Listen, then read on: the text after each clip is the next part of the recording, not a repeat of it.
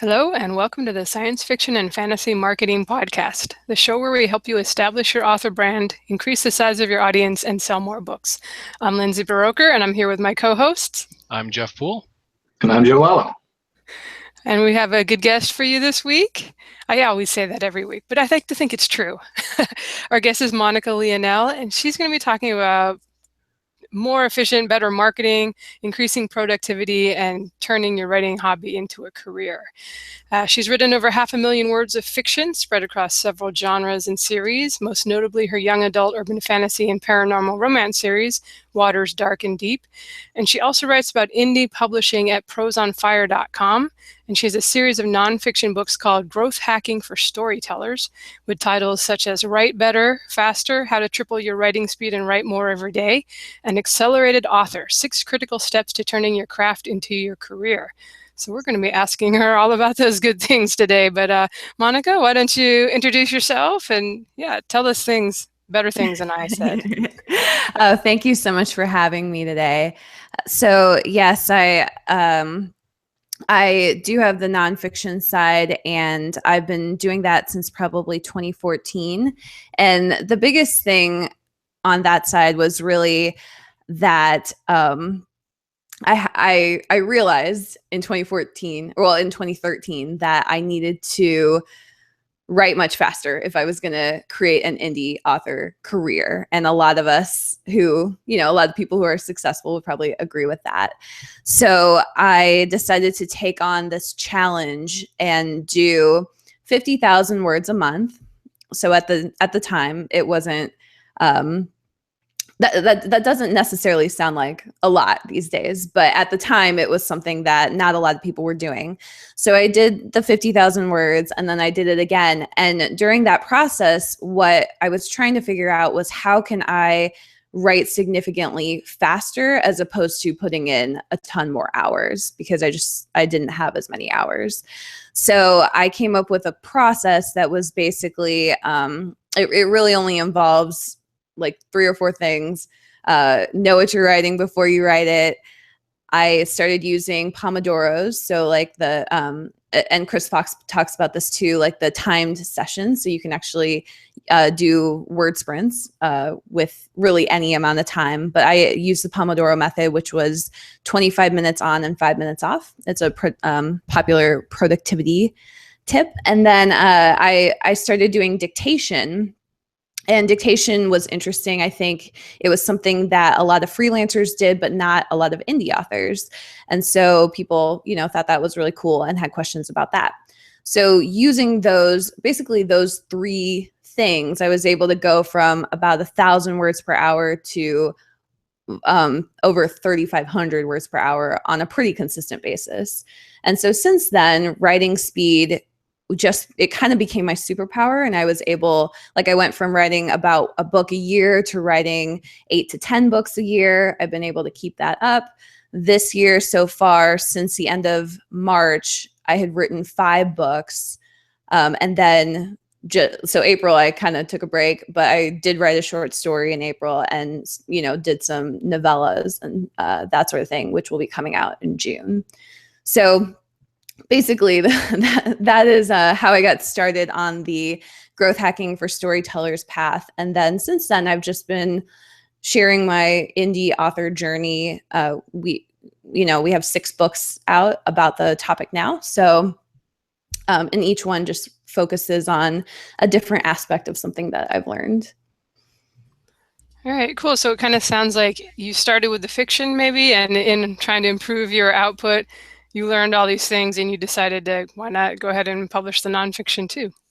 Yep, definitely. Yeah, so going to 50,000 words a month is not too shabby. That's basically the NaNoWriMo month, 12 times a year. So yeah, yes, definitely. So I have gone higher than that, but one thing that I learned, and maybe some of your people will relate to this, but I've learned that when you're figuring out your writing process, you're one of 2 types of writers. You either write in bursts of energy, or you do like more of a slow and steady, like 3,000 words a day or 1,000 words a day, whatever. Or you tend to like write 50,000 words in like 5 days. And I'm actually the first one. So that was another learning piece that I had to figure out. So now if I would think about like how many words do I write every month, I have no idea. Like I tend to do a big burst and then take a longer break and then do a big burst. And that's kind of how I do my writing now. Yeah, I think for most people, speaking as somebody with, I don't know, I think I'm up to like 50 novels between myself and my pen name. And you can get burned out if I personally like the style of kind of like I'll write the rough draft in like a week or two and just really, I love writing fast and getting it out there. But then I can't turn around and do that again the next Monday. I'm going to Right. stop and edit it and probably have to catch up with my admin stuff, as people who have emailed me recently know I'm way behind in that. But so tell us a little about your fantasy too, like since we're the sci-fi and fantasy marketing show. How what made you decide to indie publish and how's that been going so far? Yeah, I think it's been going well. So I started a series. So the Waters Dark and Deep series, I started it in 2009, which was forever ago. And it was kind of like a series near and dear to my heart, but I didn't have the skill set to build that series. It was like a complicated series with lots of characters and it was really challenging. And so I tried to write it a number of times and it didn't come through the way I was wanting it to. So then I switched to doing a pen name and I did romance for a while and I built up 11 books there, which was it was all contemporary romance. So it was quite a bit easier. And I was able to, learn a lot more about indie publishing and like marketing and that sort of thing through that, writing faster, all that stuff. So I was able to build my skill set in, I don't want to say an easier genre, but something that just came a little bit more naturally to me. And like, I didn't have to do all this world building and like all these characters and so on. And so I've circled back to it this year. I've done 3 books in the series so far, and then I'm hoping to do a couple more books from there. And kind of so basically just trying to like set up the sci-fi fantasy piece of what I'm doing, and all in the young adult field. But I'm also doing box sets, which I think is a great way to kind of launch a new pen name or a new brand. So I have 3 box sets coming out in June, and I'm hoping to focus my attention on author rank on KU and set it up so that as those box sets are doing nicely in the author rank, that helps me, also bring my own books up in the author, or it helps my author rank go up, and then I have visibility for additional books. So right now I'm kind of planning. I have like a couple books out, and I'm kind of planning like what am I going to release in June around these box sets? What pre-orders do I want up for the future? So I'm kind of trying to set it up that way, and we'll see how it goes. Have you found that with a pen name, because I've kind of found this, that you really do need to be a very productive author and publish often if you're going to keep both names selling. Mm-hmm. I've neglected mine lately, and it's really, you can see the huge drop off in the rankings. So now I'm doing a new series for that one. So I guess coming back to productivity, you mentioned that you were able to go up to as much as 3,500 words an hour. And I think you mentioned dictation. What are some of the things that you changed to make that big jump? To make the jump to dictation, or? I think you mentioned doing like 1,000 words and then up to 3,500 an hour. Yeah. I think the biggest thing was, well, I think there were 3 things. One was doing the time sessions. One was really learning how to do story structure and craft and that sort of thing. And before I write anything, I basically do quite a bit of pre-production, possibly more than a lot of people do. Though I think authors who are producing pretty regularly, they also have strong pre-production processes because they really want to get one draft done, and then with the editing, they want the editing to go pretty smoothly, and they don't want to have like a ton of words that are wasted because they have to like cut whole scenes or rearrange things or whatever it might be. So that my pre-production process is strong, and a lot of times what it is for a new series, it's definitely I sketch out all the characters. I use Myers-Briggs and Enneagram to help me kind of sketch out the characters quickly. So those are two like personality based tests that you can do. So I use those to kind of understand core motivations faster. And so then that kind of helps me archetype my characters so that I can create them faster. With the world building, I stick to just the big ones, right? I stick to like what are the bigger groups in the conflict and what do each of those groups stand for. And I try to, with the world building, I try to really focus on it more thematically. And that has really helped me. So like if you look at Harry Potter, for example, the different not characters, but the different groups are so thematic. Like there's Ravenclaw, which is like, they believe that intelligence is the most important. And there's Gryffindor, and that's bravery. And so it's all very thematic. And that helps to really lock in the theme of the whole series, and also helps to match characters with groups. So it's kind of like a great shorthand. And it brings like a lot more emotion and meaning to whatever the story is, because everything is kind of in alignment. You see that with Game of Thrones as well. I'm just trying to think of like specific ones that are like, wow, that's like awesomely done. But Game of Thrones has the same thing with like the houses and the different countries, and and each one has like kind of its theme and also has its core values, like the things that it thinks is really important, the like worldview that that particular country or house or whatever has. And then when a character is part of that, and they'll just by the way that our environment is, they'll share a lot of those core values, and so you're able to create like this really deep alignment using the world building. So I'll do quite a bit of work on those ahead of time. And then I also write beats, which it's basically just it's outlining, and then it's kind of a step beyond outlining. So you might have a chapter by chapter outline, but then in each chapter I break down like, here's what happens kind of step by step. And so then each beat is only like, it's like 300 to 500 words for me. So then as I'm writing, I can just look at that first beat and like, okay, just fill in those 300 to 500 words, which is pretty simple to do in, like 10, 15 minutes. And then I go to the next one. And so then it's basically really one of the best productivity tips for anything is to take whatever feels challenging and break it down further. So if it's like you have this huge task and it's going to take 5 hours, like break it down into 1 hour chunks. And then if the 1 hour chunk still feels overwhelming, break it down into 15-minute chunks until you feel like, okay, this is something that like I can actually do.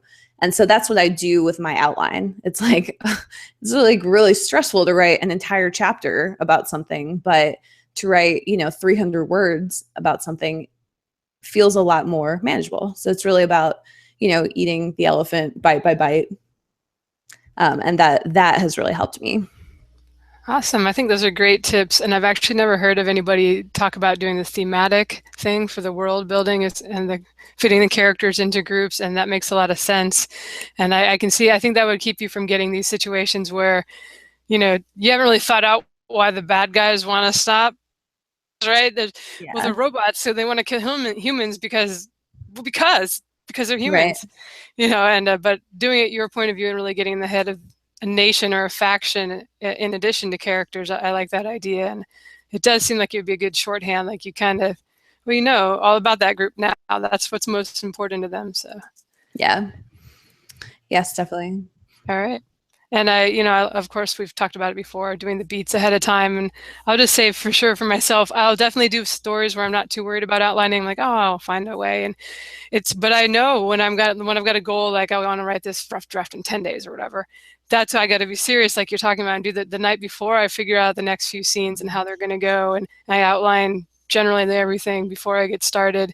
And it's amazing. It's a difference between like 5,000 word days for me and 10,000 word days when I just do that. And Exactly. often I'm not even tired at the end of the day if I really was like excited about those scenes. Yeah, exactly. Yeah, another thing, one of my friends does this. She writes lit RPG, and a couple other things. But she before she goes to bed, she says that she meditates on her scene, which sounds very weird, but it's kind of the same thing as doing beats. It's like you're just you're just kind of playing the scene as a movie in your head. And even if you do that for just 5 minutes, like you're not even writing anything down, just 5 minutes before you actually write the scene, you'll be shocked by how much faster you can write it. Yeah, I will definitely do that, especially like if I'm jogging or walking the dogs or something. Something about having that forward momentum seems to help, and just, yeah, play the scene in your head and know what you're going to do. Yeah. All Yep. right. One thing you mentioned, I think, in some of your books is the kind of the mindset in improving productivity and just becoming more prosperous as an indie author. Could you Yeah. talk a little bit about that? Yeah. I mean, I think that so much of being an indie author is mindset at the end of the day, because we have a lot of tools and resources and information about how to write a book and, create your story and so on. And so, uh, like so many authors get really mired in really just mindset issues. Like one common one is I'm not good enough. And that takes so many forms. It can be like, my draft sucks. I'm stuck in research mode. I don't know what to do next. I don't have time. I don't have energy.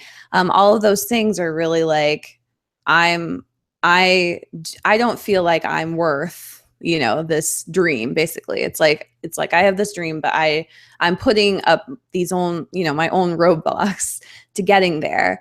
And one of the things that I do in a couple of the books, so in the 8-minute writing habit, for example, I try to break down some of those blocks. So, for example, the I don't have time block, the like a big thing. So, something we know about time is that every little bit counts. And this is, I'll give you an analogy that is related to dieting. It's like we know that the more time we put into it and the faster, like the more efficient we are with our time, the more words we're going to get. Like it's a very simple equation. There's nothing like complicated about it. It's a couple of variables. It's the same with food. We know that the more we eat or the less we eat and the more energy we spend, the less we'll weigh. Like we know that. It's also a basic equation. And yet in both cases, we look at like, oh, I have this 10-minute pocket, but I'm not going to spend that on writing because that's just not enough time or whatever. It's the same as saying like, oh, it doesn't matter if I eat this extra cookie. Like, and so one of the things with time is you have to look at it and just say like, okay, I have 5 minutes and that's actually enough to make progress on this. And so that's why, for example, with the 8-minute writing habit, I talk about it really is, if you just do 8 minutes, first of all, everybody has eight minutes to put towards this, but you can get like 250 to 500 words in 8 minutes. And a big part of it is like a lot of the mindset stuff is built in. So like it's a timed session. It's like, it's not 10 minutes feels like too much, but like a little over 5 feels like really good to our brains. Like there's all sorts of stuff, kind of some of the mindset stuff is kind of built into that idea of 8 minutes. But yeah, like if you even did an 8-minute writing or 8 minutes every day for a week, you would have like 2,000 or 3,000 words by the end of the week. And that's plenty. Like you can get a book done in 6 months with that, or 3 months with that. And so those are some of the mindset things that people have to work through. I'm trying to think of another one. Oh, another great one that people struggle with is like, I can't do this because, you know, I need to spend time with my kids, or like I have to work all day and I don't have energy, like that sort of thing. And the block there is like, you've got to, like, whatever your dream is and whatever direction you're going, you've got to get everything else aligned with it, like plain and simple. If you are putting something in competition with your dream, it's never going to happen, because nothing should be in competition with your dream. So you've got to get your spouse on board. You've got to get your kids on board. And you'll see, you know, that's what successful authors do. Like, their dream fits into their life because everybody is kind of on the same page. And so, and same with work. Like, if you have a job where you're working 100 hours a week, that's probably not going to work. Like, you might have to, you know, you basically got to get that in the alignment so that you have that extra time and energy to put towards it. There are so many little things you can do to do that too. It doesn't have to be like, I mean, I think a lot of people could hear that and be like, oh my gosh, like, how do I get my spouse on board or whatever? And it's like, you can do it little by little as well. Like, you could do the 8-minute writing habit. You could start with that, for example. And like, can your spouse, you know, support you for 8 minutes a day? Like, I think most spouses in like healthy relationships would be like, yeah, I can handle that. So there's all these like little mindset things that we get stuck on. And when you start to see them laid out, so they're pretty similar for most people, but then when you start to see them laid out, it's like, okay, we can tackle this little mindset thing like one at a time. Like, it doesn't have to be, you know, there's just like everything in the world is against me on this author career. Yeah, and I talk about I do my 10,000 words a day. I'm fortunate enough to do this full time now, but I definitely know people who have it's like you have to want it bad enough, right? And they find the time. You know, I have one writer friend who she's at her kids' basketball games, you know, and like she's got her notebook just writing her story out by longhand until she can get time to transfer it over. So, you know, I know quite a few full-time, well, I'm going to say women just because that's who I know, full-time women who are also doing it like a full 40 hours a week and have kids and are making it work and publishing a few novels a year. So it's there if you want it bad enough, right? Yeah. Yeah. And I think mindset, like, once you start working on it, it's kind of like a gateway, because you start to see like, oh, wow, this is actually working. Awesome. Well, let me let the guys ask a few questions, and then at the second half, we'll talk a little bit more about the marketing side. Yep. All right. So my first question is, when you, like, let's say you succeed and you go full time as an author, you become your own boss, and if it's the first time you've ever done that, there's the tendency for your day to start to lose structure. Is keeping a daily schedule, like a day-to-day schedule, important for productivity? Yeah, I think it can be. What I would say is that it's, at least for me, it's been unrealistic to keep a day-to-day schedule that goes on for years and years. So I tend to, and I think when we try to think of it like that, it's like, well, crap, what if I have a doctor's appointment? Like, now my whole week's thrown off, you know? Or that's kind of like how I can get stuck there. So what I typically do is I really think in terms of quarters now. So I just do like what's happening these 3 months, or even like what's happening this month. And I kind of plan around that. Like, for example, I knew that I was going to be just writing like crazy in the first 3 months of the year. And like, I had my 5 books I was getting out, I had my deadlines, and I was going to do that. And then I knew that when I was done with that, I was going to be kind of worthless on the writing side. So I knew like April was going to be slow, and like May, I was going to start to pick up to do like these 3 box sets in June. So I think that because the indie author career, you are wearing so many hats, you're gonna have to start to plan your year in terms of like project by project so that you can maintain some focus. and that may not be true for everyone. Some people prefer to do it differently. I know a lot of people who prefer to write in the morning and then market and business in the evening or in the afternoon. And they feel really happy with that split. And that's, that's great. Again, it comes back to like, do you like to do a big project, get it all done, and then move on to something new and kind of different? Or do you like to be really consistent and kind of have that like slow and steady approach? And I think you've got to know your personality as well. For me, I like to hop from like project to project a bit more. There are some things that I do every day. Like one thing is I'm pretty good about taking a walk every day. And so I'll take a walk. I try to get my 10,000 steps, because working at home, you're not going to get like that many steps if you're not really trying. So I'll try to get my 10,000 steps just in the walk.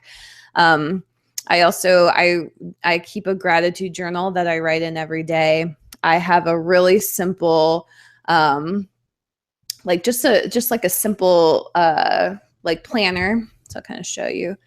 And and so it only has like 4 spots a day.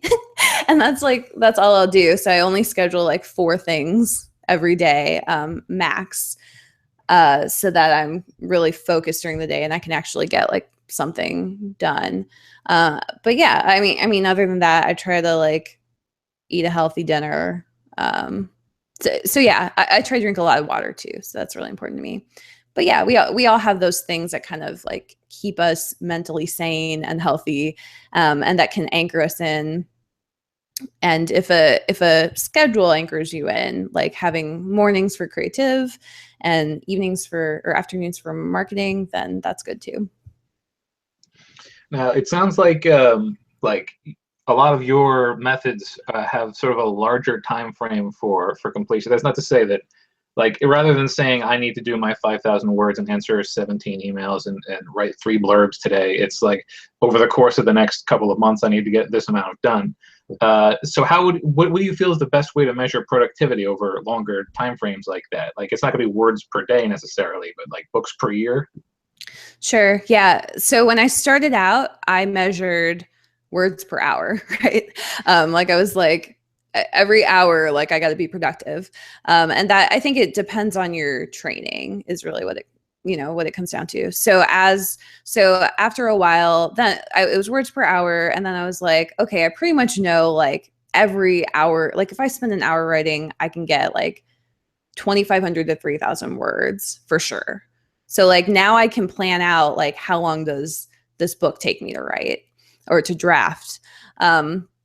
And so I was able to do that with my whole writing process. So now I'm kind of like, well, now I know how much it takes me to like draft it, to like do pre-production, draft it, edit it, go through like proofing and stuff like that, and then publish it. So now I have a much bigger thing. So now I can kind of plan out my whole year. You have to know those little tiny pieces first, though. Like if you don't know how many words per hour you can write, you cannot estimate how long it's going to take you to draft, plain and simple. So you've got to know your basic building blocks, and then you can start to expand on that. So now I can basically look at 90 days and be like, well, here's what I can get written in that time, and here's what it's going to take to market it, and so on. You can't do that until you know those little blocks. And so that's where I started. So yeah. So yes, now I am thinking in larger chunks, but if you're just starting out, I would highly recommend thinking in a very small chunk and just looking at like even going down to like 15 minutes, like what can I accomplish in 15 minutes, and start building up from there. Yeah, I was going to say, because particularly if you're just starting off, if you do the long term like that, there is the tremendous tendency to realize 2 months in that you have 4 months of stuff to do and 1 more month to do it in. So right. Until you know how quickly you can get things done, it's definitely a good idea to slice things up a little finer. Yes. Yeah. And I guess it's sort of I don't know if it's a question or a suggestion, but there's a whole, as you mentioned, there's a lot of parts to being an author, like formatting, and even if you're not doing your own formatting, you're still talking to people to get it done and doing your artwork. do you think that like you should get through a whole book and learn sort of like we now you can very quickly determine how much writing you can get done, but like until you've done an entire book, you don't know how much the other steps take. So do you think it's important to get a whole book done and then sort of assess what your career would look like based on that? Yeah. So what I would actually say is get a couple books done before you assess what your career is, because anybody who, has written more than one book knows that the first book is incredibly hard and you're just learning how to do stuff. And it's going to take a little bit longer than the next one. And then the next book is you're going to think like, oh, I can just do it like that first book, but it could be totally different. And that was my experience, was that my first book took me like 2 years to get done. My second book, I thought I could do a lot. I thought I could do a lot faster. I couldn't do it as fast, and it wasn't the same process at all. So I really had to do, it wasn't really until I had gotten into, well, for me, it was quite a lot. It was probably like six books. I think somebody else could do it faster. You could do it with like 1, 2, 3 books or so. And you could start to see like, here are the things that match up. Like, here are the processes that I like is the other thing, because part of finding your really, your like process or like your really awesome, way that you create books, it's part of it is experimentation. And you're not going to be able to get all that experimentation done on your first book. Yeah, it took me 3. So yeah, there you go. All right, well, that's my questions for this section. I'll hand you up to Jeff for a few more. 3, 2. Please, you guys are amateurs. It took me 10. King of procrastination here. Thank you very much. Okay, my first question for you. You've written quite a few books designed to help authors, and earlier you touched on how different authors write. Do you touch on how to teach authors to better organize their time? Because I know quite a few that are starting out that are scatterbrained. They're don't really have coherent thoughts right at the beginning. So I was wondering if you touch on that at all. Yeah, I can't say I touch on it in the books necessarily, though. We've talked a little bit about mindset. I think authors who can bust through some of that mindset stuff, they are going to just naturally be more productive. But I do think, productivity is a skill unto itself. And so you see people who maybe like ran their own business before or ran a household. Like you'll see moms like killing it as an author like right away sometimes, because they had like, they have a bunch of kids and they're managing like this whole schedule. And so it really isn't, it's not about like, are you just starting out as an author? It's really like what, if you've had experience like running your own business or running a household, or like in, a really, a corporate job where you were like juggling a million things, you may be incredibly productive already. And then you can just kind of apply that to your writing. What happened for me, and I think what happens for a lot of people, is that we never had that thing beforehand that forced us to grow in that way, and be more productive right out the gate. So a lot of people that I see struggling with like, I can't find time to write, that sort of thing.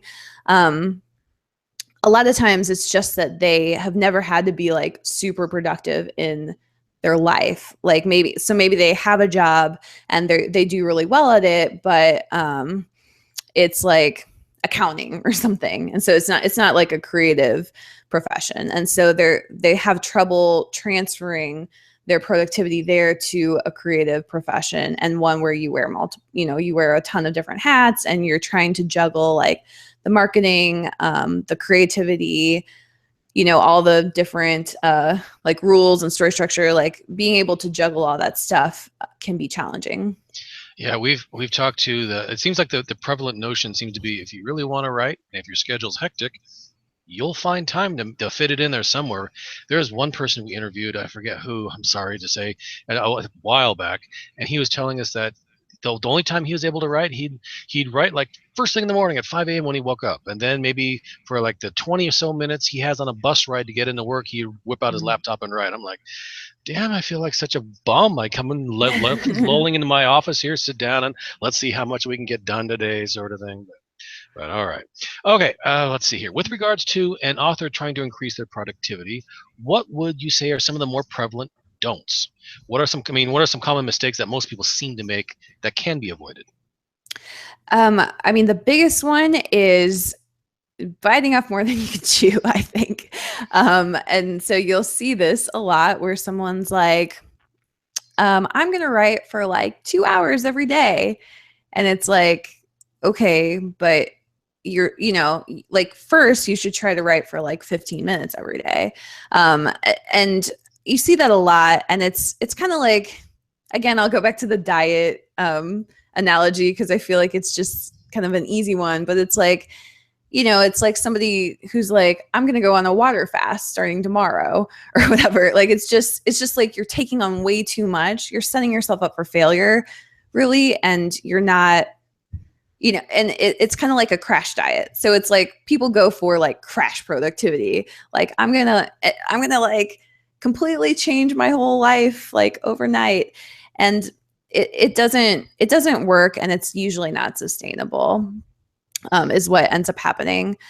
I'm trying to think of some other big challenges. I think another big one is making exceptions and making like I hate the word excuses because that's kind of like a negative one, but I would say making a lot of exceptions. So again, it's like the cookie, like you know that you don't need to eat that cookie if you're on this diet or whatever, but you eat the cookie anyway because you're at a birthday party, or you eat the cookie anyway because you had a bad day or whatever. And I think a lot of people do that where it's like, well, I'm supposed to write 30 minutes today, but my boss yelled at me, so I'm not going to do it. Or I usually write 30 minutes on the train, but like there's this meeting later on today and like I just can't like wrap my head around it. And so when you start to make those exceptions over and over again, you find that like you don't end up establishing the habit.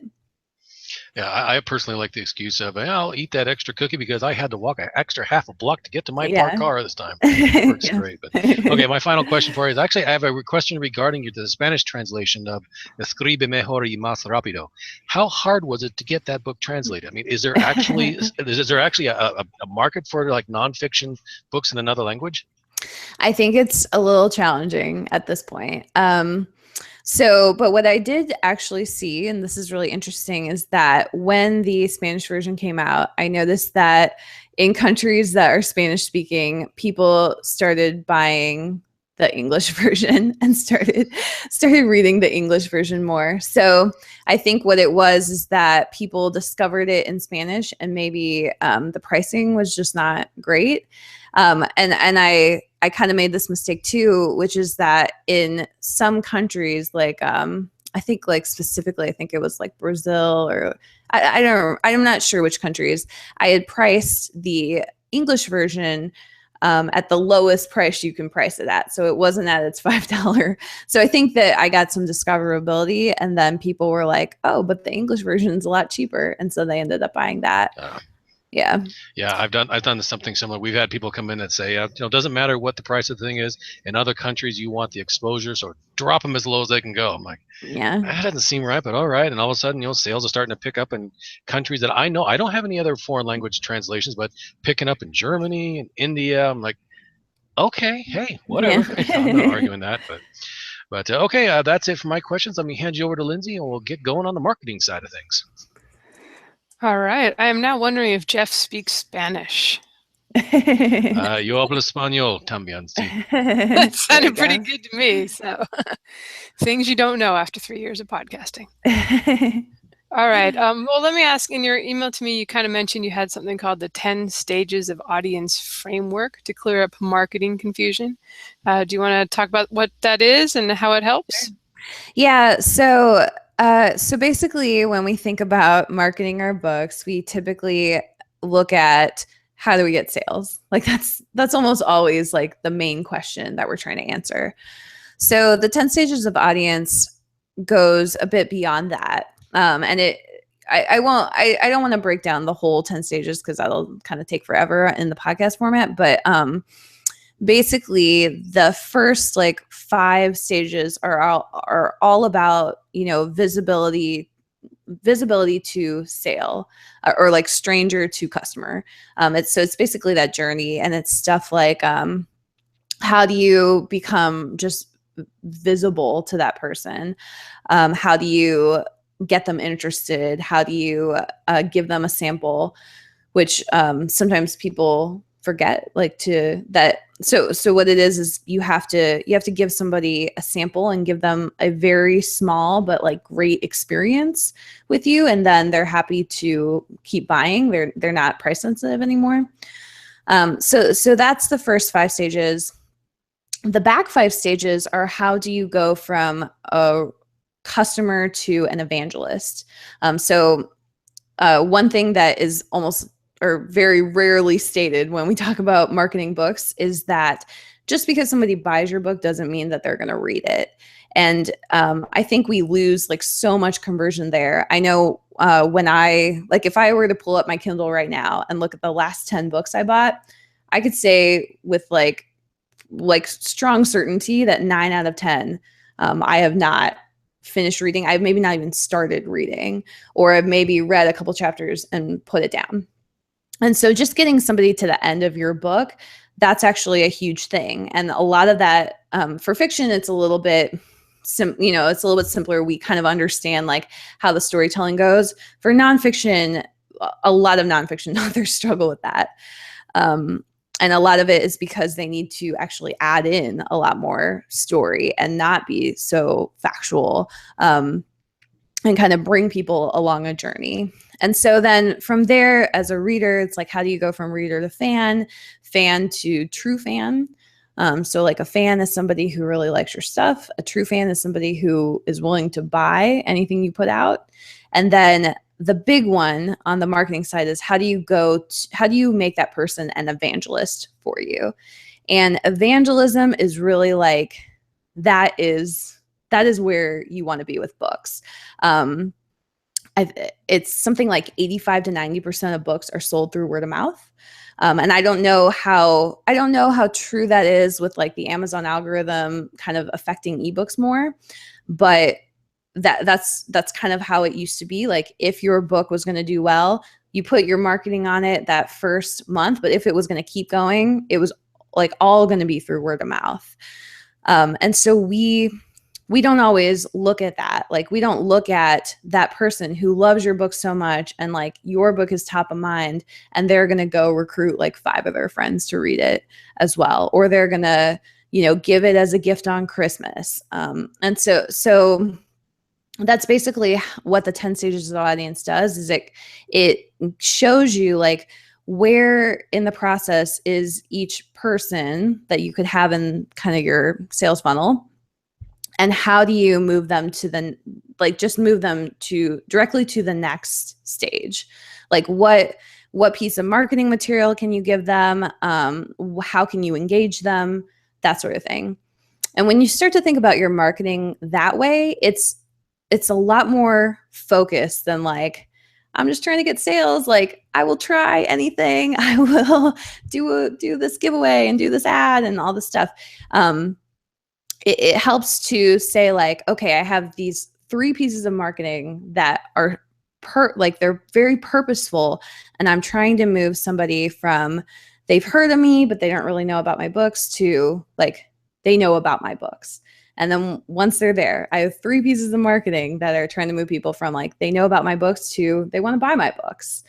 And when you think about it that way, it just becomes very simple to see where are the gaps in your funnel, because usually if there's a gap anywhere, you're seeing very few sales, because people can't jump from like, you're a stranger to like, you're a reader. Like they just can't make that leap by themselves. They need like kind of like the hand holding, which is what your marketing is doing to get them to there. So it helps you identify your gaps. Then you can kind of see like why is my book not selling? It's because I don't have this marketing. Then you can fill that gap with appropriate marketing for that stage.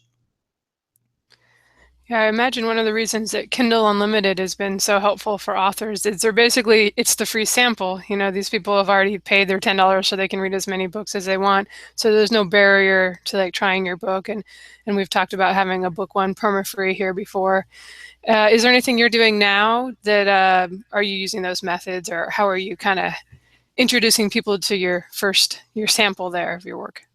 Yeah, I mean, I'm using all of those methods. I have some permafrees certainly, and well, for me anyway, my conversion rate to the rest of the series is usually like about 2.5 to 5% on a permafree. And Kindle Unlimited, it's about 25 to 30%. I think those are pretty they're pretty much industry standard, I think. Some people might be doing better than that. But yeah, I'm doing a lot of that. I think I think the actual tactics don't tend to matter when you know like what your goal is or what your why is. But yeah, I'm doing, box sets, like really anything where you can give people a trial is going to do very well. And then once you have that trial, whether it's like a first book permafree, first book in KU, a short story, whatever it might be, or even like a 99-cent novel, because I think that's a reasonable first trial. Most people are like, okay, like $1, whatever, like I'll spend that. Or just like an optimized sample download, all of that stuff. All that stuff works great. Once you kind of have that, then it's just like, how do you get that visibility? And it can be anything. It could be like a Facebook ad that connects that person to your free download. It can be, the algorithm, like driving your book up in the algorithm, and then people discover it. But you can just you can try a bunch of that stuff and see what works. The thing about the tactics is that they all come in and out of style, it seems like. Like a lot of times when I do the frameworks for these books, I try to make it really evergreen so that we're not so it's not relying on the tactical stuff. So like if KU went away, for example, the concept of the trial is still really valuable. And you can see like, how are people getting a trial out there through like an email sign up, a permafree, and so on. Yeah, it's definitely changed over the years. Permafree used to be the thing, and now it's pretty hard to find the free lists with Amazon. So you have to pay attention a little bit and kind of see what's working this year. Yeah, exactly. So let me ask what your thoughts are on, moving somebody from being a reader, maybe who likes your first book or whatever, to becoming the kind of true fan or evangelist. Is that just going to be tell an awesome story, or is there like some customer service element in there? What do you think? Yeah, I think it's a lot of things. So yes, you have to tell a great story. And I mean, if somebody's not going to give you 5 stars on Amazon for your book, they're probably not ever going to be a true fan. Because it's just like they have to like really love what you're doing. I think a big thing, so getting somebody to review your book, for example, is going to get them more invested. Getting them on your email list, getting them on your launch team, all of those things matter. And they can move people from like a reader to a fan, or a fan to a true fan. And kind of like the more actions people take on your book or to support you, the more you're going to develop that relationship. For evangelists, the interesting thing about evangelists is that that's somebody who's going to share your book with others. A lot of times you just need to activate your fans, and we don't do that enough as authors. We expect our fans to just like, oh, they love it, so like, of course they'll probably tell people. But that's not really how it works. The way that it works is that you usually have to give them some sort of vehicle to tell somebody about it. So you could do little activations. So you could do like, hey, I'm giving away a couple copies of this. Can you tag people that you think would love it, or can you share it with fans or friends or whatever it might be? Or you could do something like, okay, you're on my launch team. You've reviewed some of my books. I'm going to send you 5 paperbacks. And, and you can use them however you want. You can give them to your friends that would love it. You can give them as gifts. You can give them away on your YouTube channel, whatever it might be. There are little things that don't really cost us that much that we can use to activate those fans and make them evangelists. Another thing that I think the romance community does really well is the merchandising. So they'll create like a little pin or like a little like iPhone case or whatever, and they'll give away stuff like that a lot, or even just like a bookmark. And what happens is that the person, is using it, and then somebody else comments on it, and then there's a conversation about the book and like, the author of the books, oh my gosh, you would really like that. That conversation doesn't happen without that object. So for women, for example, like having like a really nice piece of jewelry that kind of relates to your book, that's something that would do very well. And it's going to make somebody an evangelist because they're wearing this bracelet and everybody's like, oh my gosh, where did you get that bracelet? And then they say, well, it was this really cool author gift. And, it's funny because it's part of this book and you'll love the book. That creates that conversation. That conversation doesn't end with that bracelet though. What happens is the more somebody recommends your book, the more they're going to keep doing it because they're going to get a positive response from that. So the person might come back and be like, hey, I read that book and it was great and I loved it. And then that person is like, wow, like I'm like the trendsetter. Like I found this cool book. And so then they're more likely to keep recommending it. And so there's a couple pieces to it. One is having that activation of some sort. And then one is staying top of mind. So it's another thing that if you're doing these regular activations, then you'll be top of mind, and then people will remember you and keep recommending. That makes a lot of sense, and I love that idea of activating your fans, which is I do not do. I think it's really hard for those of us who are like really diehard introverts because we hate that kind of stuff. If somebody emails us, we're like, whatever, right. Don't bother me.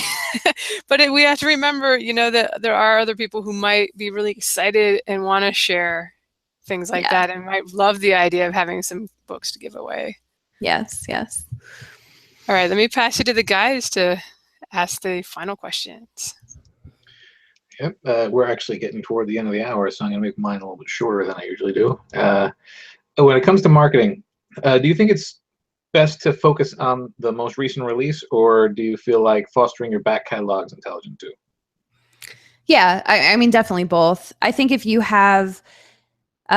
only have a small amount of time, I would probably focus more on like first in series and less on release. I know that's something that others may not agree with. Especially, I think with the releases, people use them to stay hot in the Amazon algorithm. And to stay hot with like their true fans. But a lot of us don't necessarily have like these millions of true fans that are like we have a smaller pool of those true fans, especially at the beginning.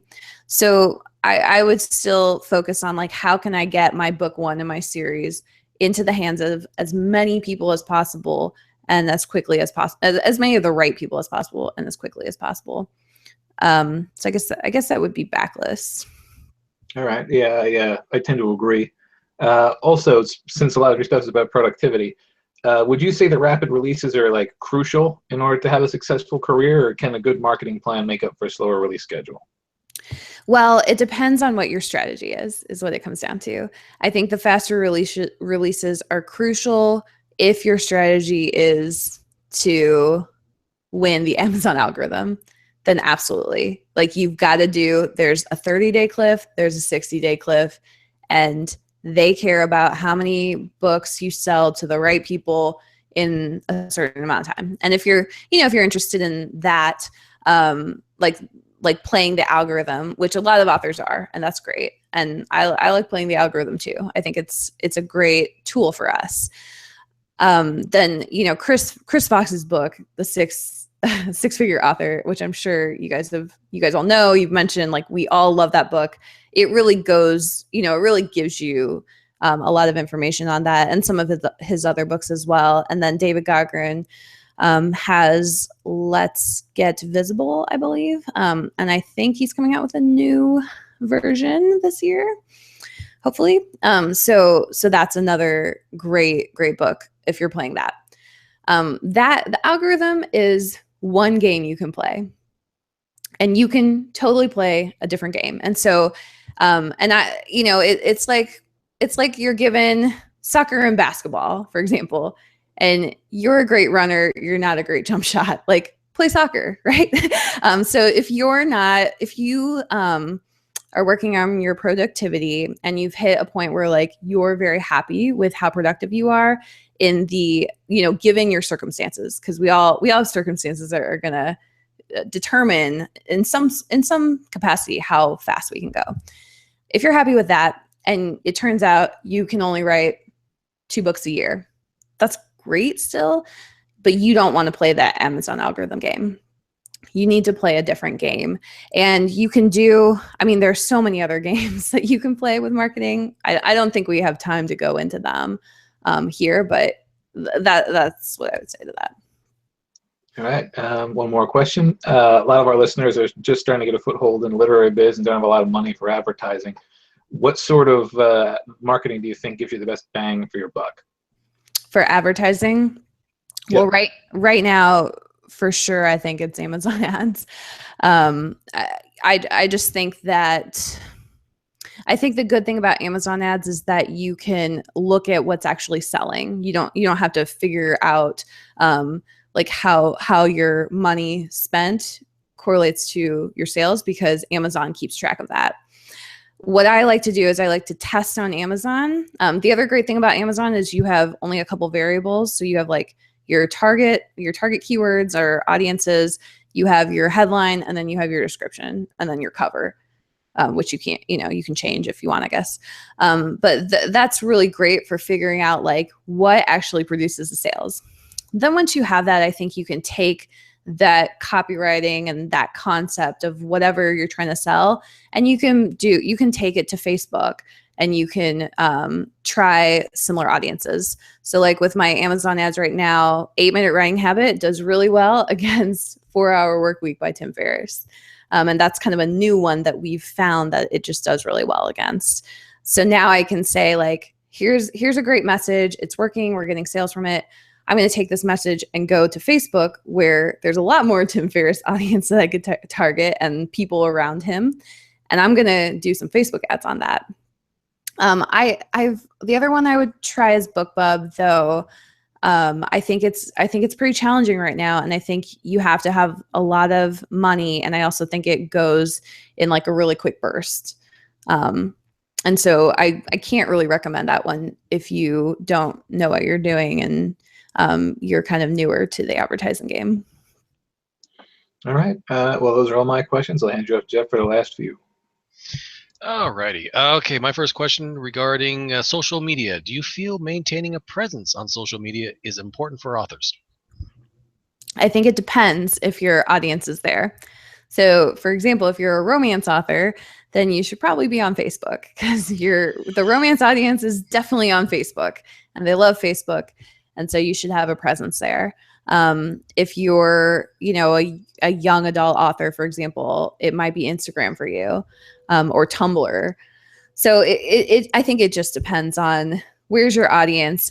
And I probably wouldn't be on social media unless I had a pretty strong strategy for how I was going to build a community around my books there. Alrighty. Do you feel offering one or more of your titles as permafree is still a viable option for authors to increase their sales? I think it is. And what I've found is that you have to drive traffic to that. It's not, So it used to be that it was permafree, and like Lindsay was saying, people just kind of found it, and that was awesome.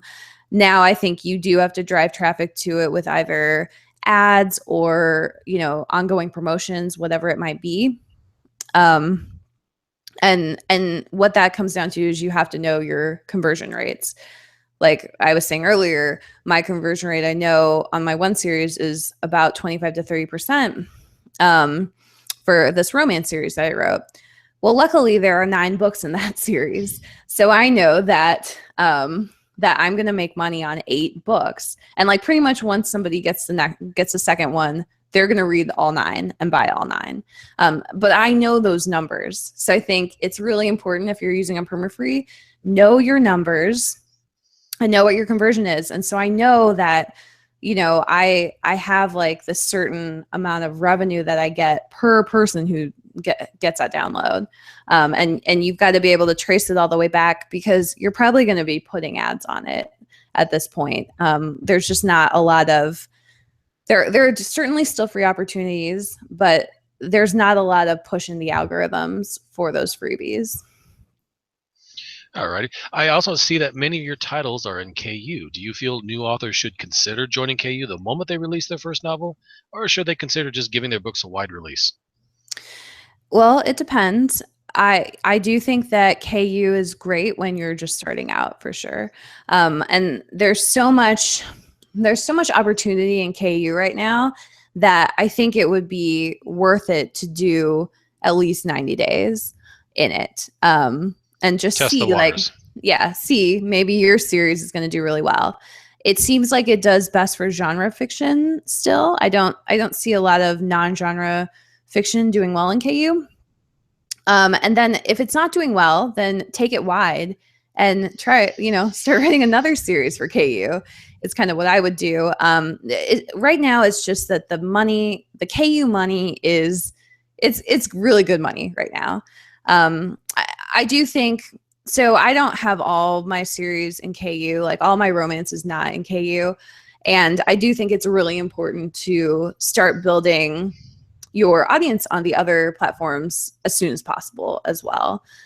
So right now, for example, I do have my one urban young adult urban fantasy series in KU.